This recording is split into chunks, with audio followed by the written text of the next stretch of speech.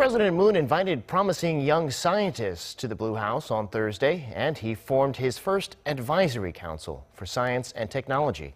He, the council, and the young scientists are focused on science and new research for the nation's future. Our Blue House correspondent Hwang Hojun has the details.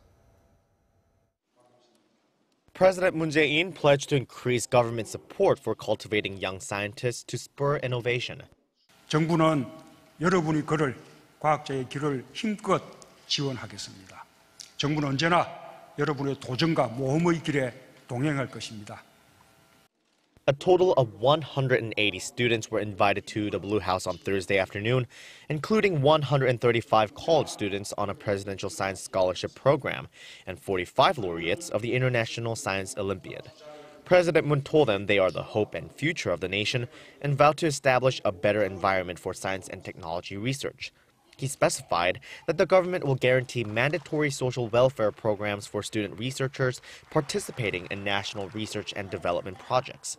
Such efforts will include the establishment of an optimum wage base for postdoctoral researchers, as well as expanding career opportunities for them. The president has also committed to expanding government investment in basic research initiated by the researchers themselves to more than $2.3 billion within his presidential term, nearly double the current amount. Creating more quality jobs for budding scientists and guaranteeing them a work-life balance were also promised by President Moon. On a similar note, the South Korean president also completed the administration's first Presidential Advisory Council for Science and Technology after presenting a letter of appointment to 12 new members. 국가의 미래를 설계한다는 사명감을 가지고 정권을 초월하여 중장기적으로 추진할 과학기술 비전과 미래 방향을 제시해 주기 바랍니다.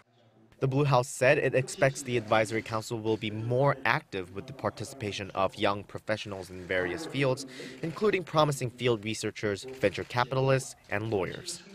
The president called for innovative resolutions that can directly impact the livelihoods of the Korean people, pointing to issues like the recent earthquakes, fine dust pollution, and bird flu outbreaks as examples.